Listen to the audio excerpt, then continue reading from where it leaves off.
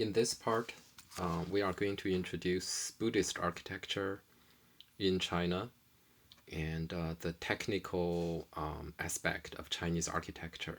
That is we will focus on 营造法式 and the building menu and the Chinese architectural carpentry. Buddhism was introduced to China as early as the Eastern Han period, which was from the year 25 to the year 220 CE. But during the Han Dynasty, Buddhism was only practiced in the court and the inner circle of the aristocracies.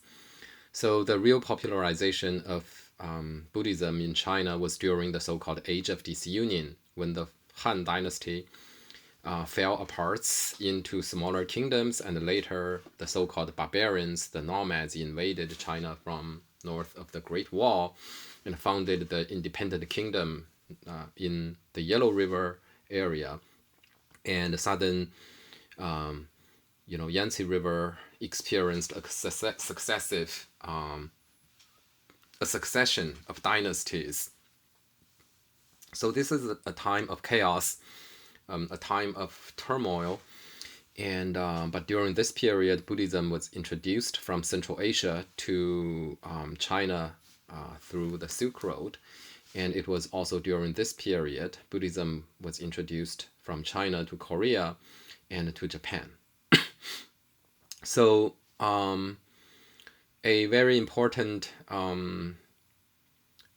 regime that helped for the popularization of Buddhism in North China, and also sponsored many Buddhist monuments, was the Northern Way, which unified China in the early 5th century, unified North China, the Yellow River area, Northern Way dynasty in the early 5th century, and lasted for about a century, that unification. So it sponsored a series of famous Buddhist cave temples, like located at Yungang, at Dunhuang, and as well as Longmen. So in India, there were 3 major types of Buddhist architecture: the stupa, the chaitya, and the vihara. The stupa was a kind of memorial structure to honor the relics of Buddha. And it was said that when Shakyamuni Buddha passed into nirvana, his body was cremated, and it produced 84,000 relics. And those relics were distributed all over the world to spread Buddhism and to honor Buddha with stupa. And in China, the architecture to honor the relics of Buddha is called pagoda. So in China, pagoda replaced stupa as the relics building to honor nirvana, or honor the Buddhist enlightenment, called Ta in Chinese. One of the most famous pagoda from the Age of Disunion is the pagoda from the Songyue Si, the Songyue Monastery at Mount Song in Henan province. It was completed in 523 and repaired in the Tang Dynasty and repaired also in the Song Dynasty. So this pagoda, which is masonry, has kind of details of wooden construction, wooden structure carved on the surface, but in general, the building retained a strong kind of masonry presence. There was very little, compared to later masonry pagodas. The Songyue Si Pagoda has minimal amount of wooden structure traces. It still bears a strong resemblance to South Asian architecture, especially the contemporary Hindu shikala, Hindu towers. So some scholars believe that the Chinese took the idea of building a pagoda to honor the relics of Buddha, but only took the upper part, the axis, and discarded the tomb-like hemispherical features.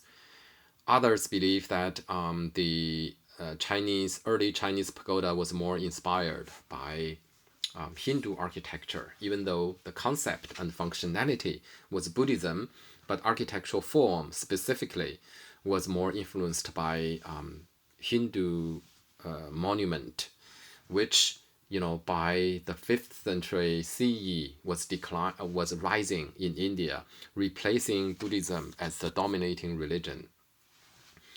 And there were also a third theory about how the Chinese pagoda came into being, which claimed that it combined the Buddhist concept of nirvana with the Chinese architecture of the watchtower, which had been found in the tomb models from the Han Dynasty. So this Songyue Si pagoda, which represent the early Chinese pagoda, which has minimal amount of wooden features in its proportion, in its style, layering, etc. It has a densely populated roofs on the upper part, and then the lower story is very tall. So this type of pagoda is called the Dense Eve Pagoda, or the Miyan Shita, which means Dense Eve Pagoda. It has decorations that bear close resemblance to the South Asian architectural decoration. For example, the lines carved on the surface of Songyue Si Pagoda was very similar to those line images found in India. Also, there were Chaitia windows, those kind of window frame in the shape of teardrop. That was also quite characteristic for the Chaitia hall in South Indian architecture. Some details of wooden structure carved on the second level, but the ground levels walls are totally undecorated. Some scholars believe that was because originally the ground floor was surrounded by a wooden wooden veranda, a wooden kind of corridor, roofed corridor,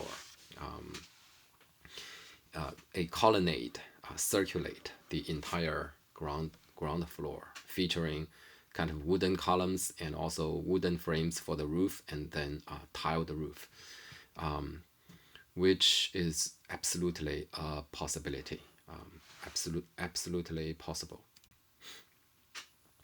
So Chinese pagoda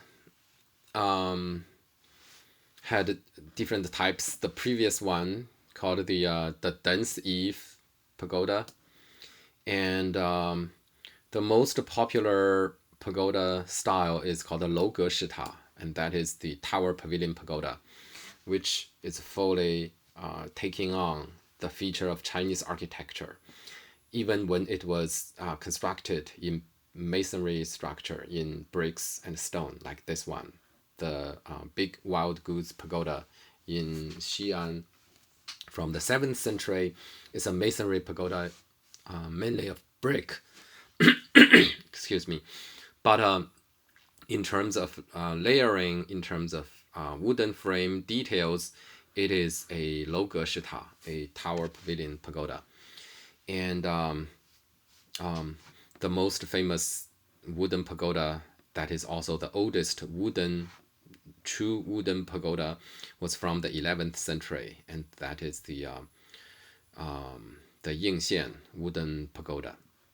So in general, Tang Dynasty pagodas often had a square plan, while the after Tang Dynasty, the Liao Dynasty, Song Dynasty pagodas often features octagonal plans.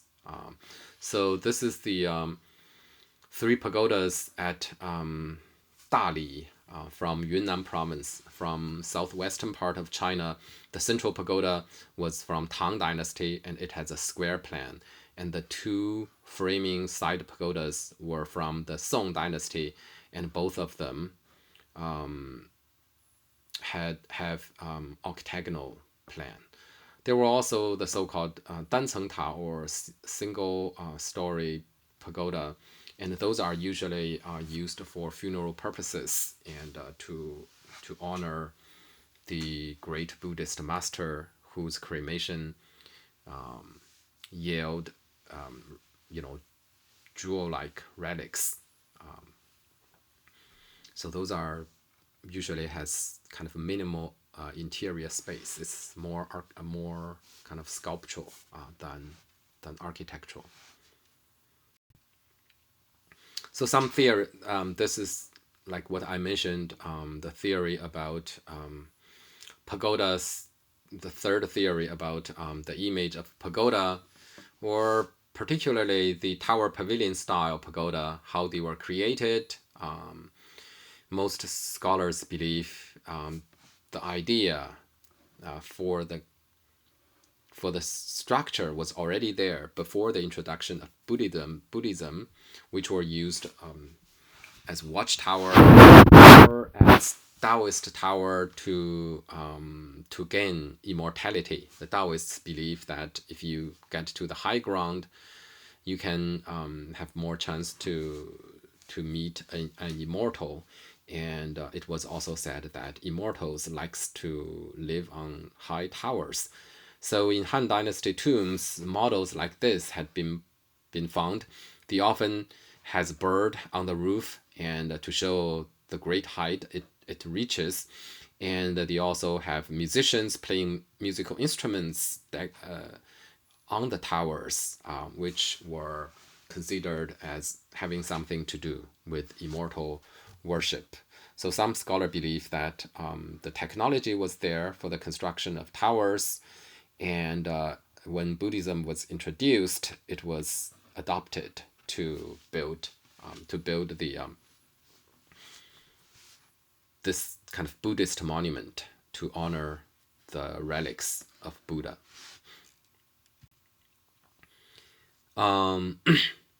This is the 11th century Yingxian wooden pagoda, and this one is a pure wooden pagoda, and it features a octagonal plan, and there is a kind of double shell system. So there's an inner circle, and then there's a outer circle, and the 2 circles were kind of connected by not only by the floors on the same level, but also by the diagonal members of the staircases, and those diagonal members helped to strengthen and stabilize the structure. So this building, constructed with the mortise and tenon, the dougong system, was very flexible. The structure is flexible, so during earthquake, the structures would shift and twist, and maybe a few members break, but the whole structure had been standing there, resisting numerous earthquakes for 1,000 years, basically. The structure is a kind of skeleton wooden structure, and the wooden structure just float on a masonry platform. So the whole structure had that kind of flexibility to resist the lateral thrust of the earthquake. And one characteristic of the Chinese pagoda is its concentric features, and this concentric plan is typical for Buddhist architecture that was interpreted as representing the structure of the universe, which has a center with Mount Melu as the axis of the universe, and then surrounded by the different realms, different layers of heaven and human world, and also the nether world. So that Buddhist concentric cosmology could have been expressed in the Indian stupa and the Indonesian Borobudur, the Angkor Wat, and in the in the Chinese pagoda, it has a very similar kind of spatial roots inside. So all of these structures were constructed as a structure for circumambulation. So the time-honored Buddhist worshipping rites was to clockwise circumambulate the holy center. The holy center is the place where the relics is buried. It also represents the axis of the universe. And Borobudur was organized that way. The ceremonial roots was exterior, so you circulate, circumambulate the center, open air, and eventually reach the top.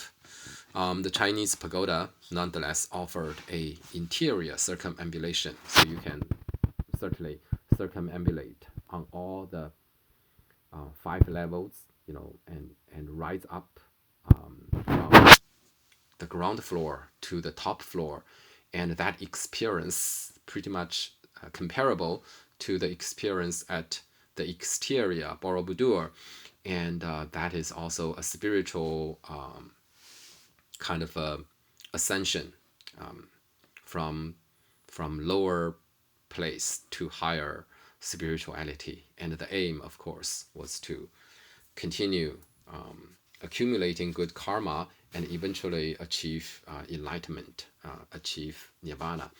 And structures like the Chinese pagoda, Indian stupa, Southeast Asian stupas were kind of like big machine to help with, physically and spiritually, to help with the enlightenment process. The wooden pagoda, it's a huge monumental pagoda. This picture shows the space in between the inner core and the surrounding corridors on the 3rd level, and so it's quite a large scale building. And in the center of each floor, there's an ensemble of Buddhist sculptures featuring different Buddhas, different combination of divinity, representing different Buddhist world.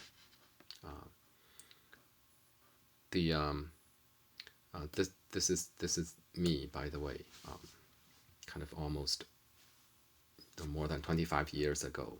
I visited this building, so you can get a sense of the scale of this wooden pagoda, which is the oldest wooden pagoda in China, and the tallest ancient pure wooden structure in the world.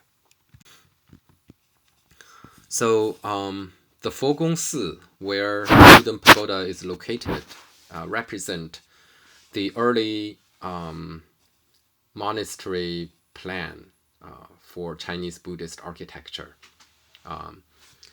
Early Chinese Buddhism had the relics worship as the central kind of ritual activity in a monastery.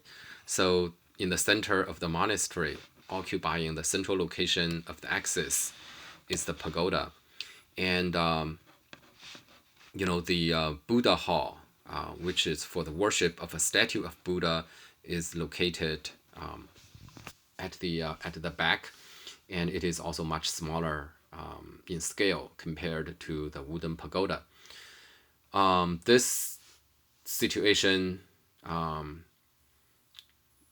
this is a unique case because right now, and because of the later development of Chinese monastic Buddhist practice, icon worship replaced the relics worship, and a typical Chinese Buddhist monastery would have the image hall for worshiping Buddhist statue as the main and most monumental building. And very often pagodas were either moved to the very back of the monastery at the end of the northern end of the axis, or appear in a pair on the two sides, framing the central axis. So this kind of pagoda-centered monastery plan represent an archaic style, not necessarily chronologically older, but it represents a archaic monastery plan. So a more kind of standard common monastery plan would be having the main image hall like this as the most important, the biggest, also occupy the highest level on the ground, like this. So this building, which is the main hall at the Nanchan Monastery, and the inscription on a purlin inside indicate that the building was completed in the year 782. It is located on Mount Wutai in Shanxi province. This is the oldest wooden structure in China. It was a small minor structure at the time of its construction, but today, all those great Buddhist temples had been burned and damaged during the war and uprising during the dynastic change, and this very small minor building became the kind of the oldest, and it is the national treasure, and a rare kind of early building of pure wooden construction from the Tang Dynasty. So it has the characteristic features of Chinese architecture, which has the kind of tripartite division vertically with a masonry base, a wooden frame, and a tiled roof. And the structure had a wooden skeleton, and the walls are just for insulation and for division purposes. It also has intricate block and arm system for the brackets, and which is called a dougong. And these structures using mortise and tenon joint, and featuring those interlocking members of wooden parts, which allow the skeleton to stand and resist earthquake. Because when you have this kind of interlocking joints, the structural redundancy allows the whole structure to stand, even when a large amount of members broke. This whole structure could still be standing. And this building also has the typical kind of Tang features of far outreaching eaves and a low profile for the roof. The roof is more horizontal. It reaches far, but it does not rise to a higher pitch as later Chinese architecture. In the future development of Chinese wooden halls, the roof structure would rise higher, but does not protrude as far as these Tang Dynasty structures, proportionally, I mean.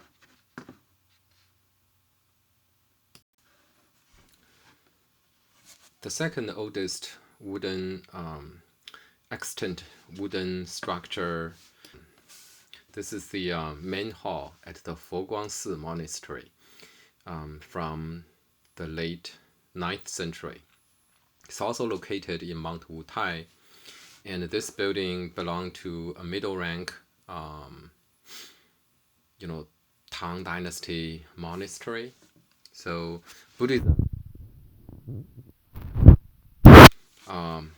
in a Confucian society, those monasteries also became hierarchical.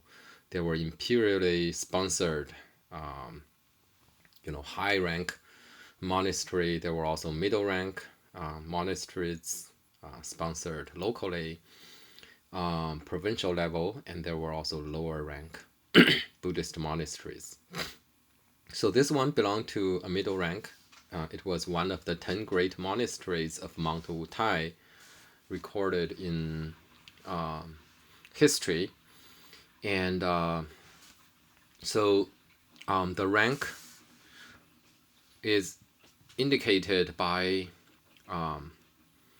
in many different aspects. For example, the roof style is hierarchical. Foguangsi has a pure hipped roof, and in traditional Chinese architecture, pure hipped roof is higher than hip and gable roof. The previous Nanchan monastery has a hip and gable roof. The upper part has a gable, and the lower part is hipped. It is also a high rank because the Foguangsi has 7 bays, while Nanchan has only 3 bays.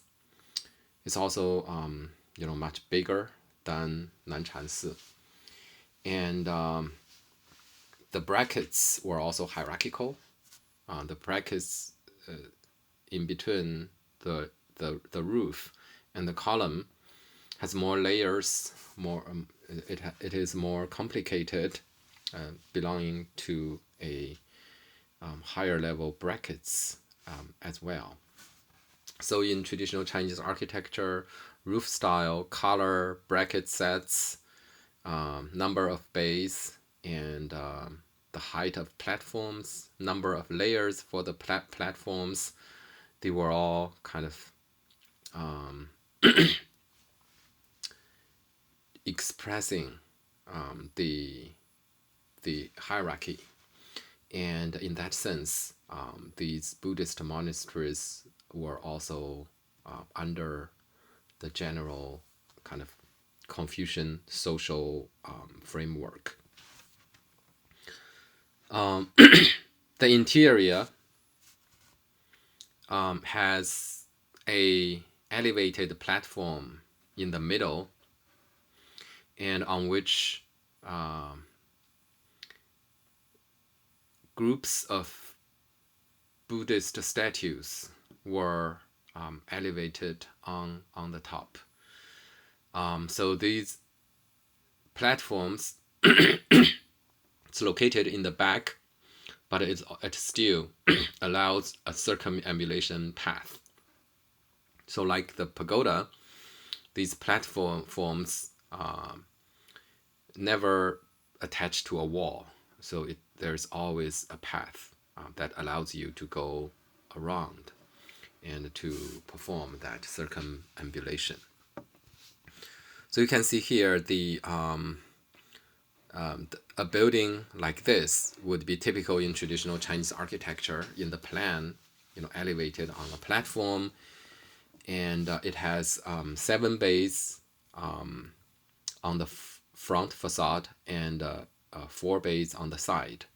So on the main facade, where the gates are opened, odd number was used to guarantee a central opening, a central bay instead of a central column. And odd number was also considered a heavenly number, and the even number was considered, the yin number, and the odd number is the yang number, right? The yin and the yang relationship.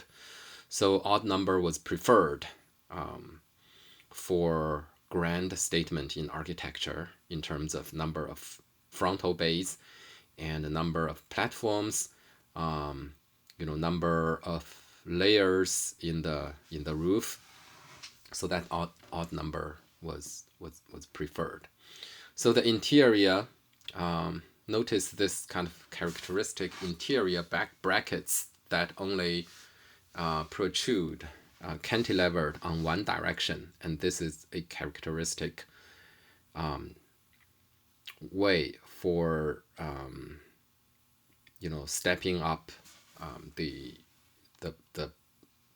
brackets in the interior. And from exterior, the oven has cross arms to create a kind of reversed pyramidal shape rather than this kind of upside down triangular two-dimensional shape.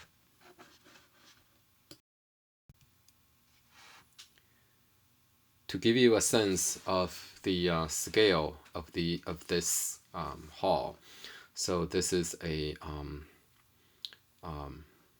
early photo showing the survey of these old structures at the Foguang Monastery, and the huge scale of these brackets. And this is only a brackets on the column top. So a middle rank Tang Dynasty structure was already pretty impressive in terms of its grandeur and scale. So these corner brackets are the most complicated one. So we have this arms called the gong, and the blocks called dou. And so the Chinese term for bracket is dou gong. It refers to this critical members to make up this complicated structure. So the block or dou and the arm or gong. And these cantilevered, diagonal cantilever member is called ang. And it is basically a gong, but this cantilevered member didn't stop at the wall, so it extend all the way to the purlin, and connected with a purlin, and as a result, the roof structure was integrated with the brackets. And on top of the brackets, we have the beam and purlin, and on top of the purlin, we have these rafters, two layers of rafters created the kind of upturning look of the eave for Chinese roofs, and those bronze bell hanging there to create those pleasant metal sound. That is a characteristic sound of Buddhist monastery. So this drawing shows a Ming Dynasty hall that has a double eave roof. So double eave, just like the Temple of Heaven, which has a triple eave, does not mean two layer of interior. It is basically just a one layer building, but the roof has double eave, and the lower eave was to shelter the surrounding corridor, and the intricate brackets helped to integrate the structures of the supporting framework with the roof structures. So here I just wanted to indicate the structural logic of the Chinese wooden hall. So basically, this is the column. We have the column, and the column were planted on the side, and a tie beam. These are the tie beam were inserted to lock the columns in their position, so that during the later construction process they won't shift off position. These are not real structural beams. These are just tie beams to create a stable grid, column grid for the wooden structure. On top of the column is the bracket or dougong. So the dougong support the real load-bearing beam, and the load-bearing beam support. So these are load-bearing beams, one on top of the other, and they are kind of a king post, or just some blocks to make transition. So these beams are layered, and on top of the beam is purlin. So these are the purlins, and then on top of the purlins are rafters, and the two-layer rafters helped to create the upturning eave. So the benefit of these are very different from the Western wooden structure of using trusses. Instead of using trusses, the Chinese use those horizontally kind of layered the beams. The benefit is that the roof curve could be adjusted, right? So you can adjust the height of these king posts to adjust the curve. And so the Chinese roof, as a result, is not a straight line like the trussed roof. It is a gentle curve, and these gentle curve was able to, on one hand, it created a very unique roof shape. On the other hand, it also was capable of kind of shedding the rainwater farther away from the wall, from the platform. So let's take a look at how in detail these joints were being created. So here we have the column and a tie beam locking the column in its position.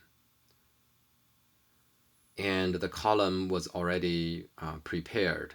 It has a pin to receive the block, which has a hole to make the mortise and tenon joint.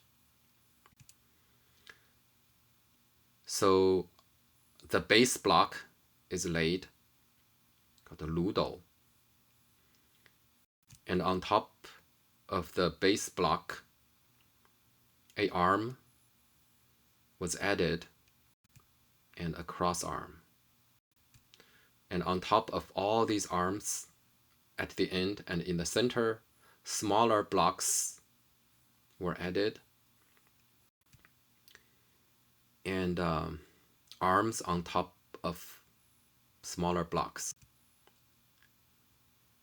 A transitional member, a second layer of small blocks or dou, arm, transitional member, a third layer of smaller blocks, transitional member, and this is a cantilevered diagonal member called on, smaller blocks, arm, transitional member, more blocks, and now we have the a member called fang. So this is to support the rafter. More transitional members, and this is the real beam, right? So this is the real beam, and it is carved to receive the purlin, and the purlin is laid on top of the beam, so rafters supported by the purlin. And this is looking from the interior at the roof structure, and this would be looking from under the eave, this roof structure. So this is the ritual hierarchy I talked about briefly before. So even in Buddhist monastery, the hierarchy can be clearly observed. The Nanchan and Foguang, they are joined according to the same scale. The hierarchy is expressed in the roof style, in the number of bays, complexity of brackets, and well, in this case, not so much of the platforms, but also the kind of decoration, the decorative detail are also different in terms, for example, the ridge and decoration. The roof style hierarchy, two of the most important is the Wu Dian, or pure hipped roof. This is the pure hipped roof. And Shuishan, hip and gable roof. This is a hip and gable roof, right? So these are the two most important roof style. So each type could also have a single eave or double eave. For example, the lower, number 9 is the double eave pure hipped roof. This is the highest possible ranked roof style. And number 8 is the double eave hip and gable roof, which is secondary. And so if the main hall is a double eave pure hipped roof, the gate might be a single eave pure hipped roof or a single eave hip and gable roof, so ranked down, etc. and etc. So in this way, the hierarchy of the building can be expressed in the roof style. The pure gabled roof, like number 2 and number 1, are low profile building, and the pointed roof is usually used in pavilion, in garden architecture. So a very important book was published in the late 11th century, early 12th century, called 营造法式, the State Building Manual. And to some extent, hierarchy in architecture rely on a certain degree of standardization in the construction industry, architectural construction industry. And the Song Dynasty represent a very important period in terms of the financing of imperial structures. Before Song Dynasty, official architecture were constructed by free laborers, and those laborers were engaged in state construction, either as slave laborers as the case of Qing Dynasty, for example, and later Tang Dynasty, for example, those laborers were providing service to the imperial court in exchange for a tax reduction. But Song Dynasty, after Wang Anshi reform, state paid the labor who helped to build official buildings, and so they continued to pay tax in monetary means, and if they were hired to build a official structure, then they will be paid by money. So money was used to as the main kind of exchange for taxation, as well as for enlisting laborers for public construction. So there is a need to control the finance of a building project. So the book was compiled by Li Jie, a kind of serving the court, supervising the construction work. So the book was compiled to provide a standardized manual for construction. It has in total 34 volumes, and some volumes introduce glossary, and others talk about the rules and regulations for various crafts in building. And there were volumes talking about monetary costs of hiring laborers, and volumes about accounting information and standard for material used in construction. And then the last 6 volumes were illustrations. It's a beautifully illustrated book. The original copy has no color. All the colors were indicated in words, but later reprints added color. And the book had section drawings, and in the section drawings, it's explained the brackets, how the layers of brackets appropriate for a certain scale of building. And here you can see very clearly the construction of a double eave hall, and with 5 bays on the side, and the front facade might have 7 or 9 bays. It also shows clearly the structure of columns, tie beams, and brackets, beams, purlin, and rafter, and how they are layered in the roof and the supporting structure. So these section drawings are called 测样图 in 营造法式.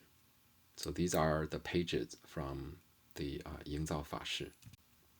There were also kind of plan drawing called 地盘图, but these plan drawings just indicate the framework, the wooden framework.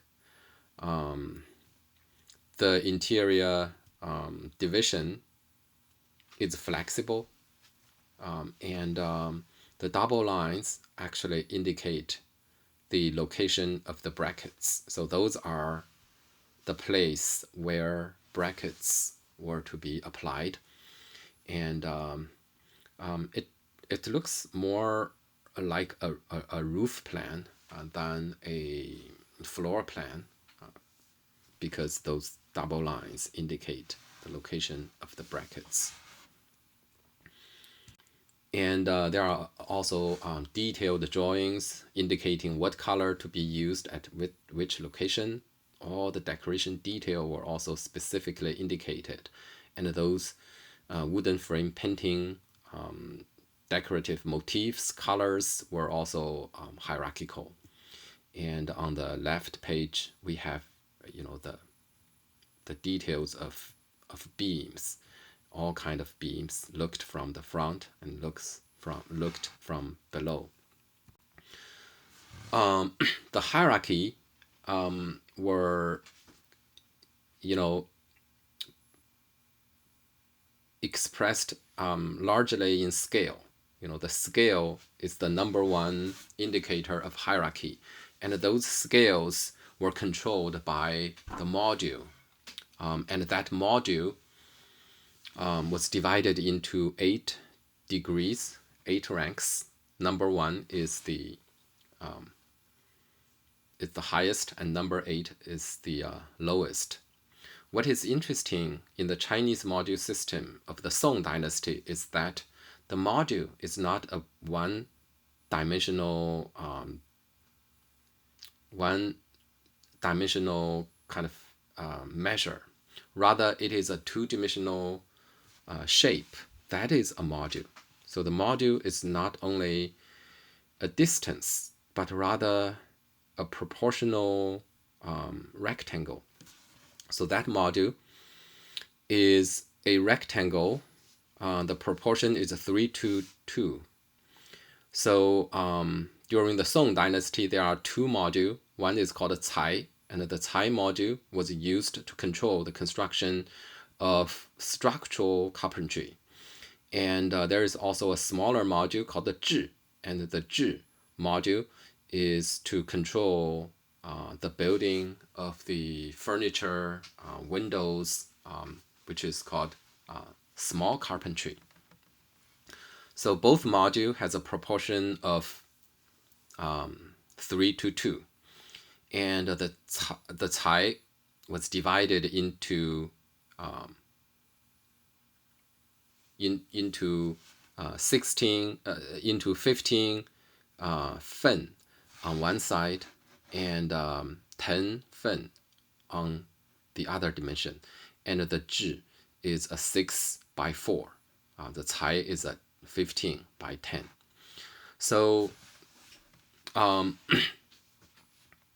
grade 1, which is the largest of the module, has the largest scale, and grade 2 is smaller than that,